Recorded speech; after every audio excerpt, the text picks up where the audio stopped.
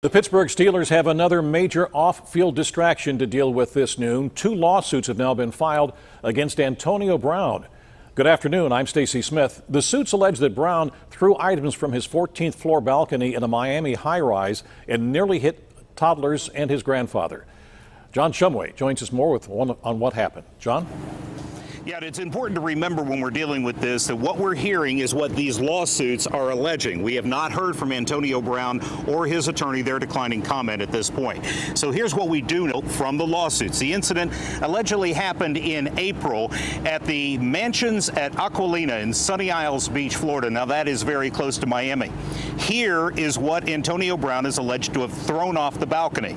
In the one lawsuit, it says he threw off 2 large vases. Now, we're talking about 3 feet tall vases, a large heavy ottoman, and quote, other pieces of furniture. Again, this was from a 14th floor balcony. Now, the plaintiff in this suit is a real estate mogul. His name is Ophir Sternberg. He's a one-time member of the Israeli Special Forces. He claims one of those vases landed within a couple of feet of he and his 22-month-old son as they were walking next to the swimming pool. The lawsuit alleges had they been hit by that vase, they would have been severely injured or potentially killed. They are suing for emotional damage. Now, that's this lawsuit. Now, let's talk about this one. It has been filed by the condo owner, and they are suing Brown's, and their attorney, George Minsky, spoke with me by phone a little while ago, and here's how he described that day and what followed. Apparently, there was some kind of altercation in the unit that led to him throwing a vase off the balcony. It's a 14th floor off the balcony, and this 3-4 foot vase, by good fortune, fell into the hot tub, and there was nobody in the hot tubs. But when the police arrived, they described that there was broken mirrors, broken tables, other pieces of furniture broken.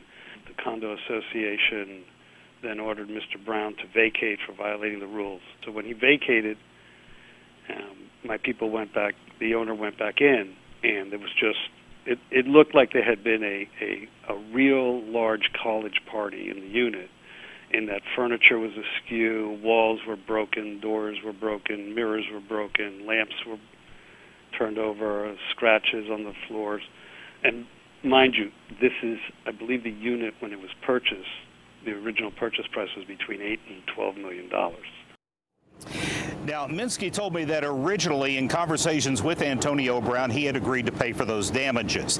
However, by the time the landlord prepared its lawsuit because he didn't pay, Antonio Brown was already here in Pittsburgh practicing with the Steelers. The lawsuit was actually served to him just about a month ago.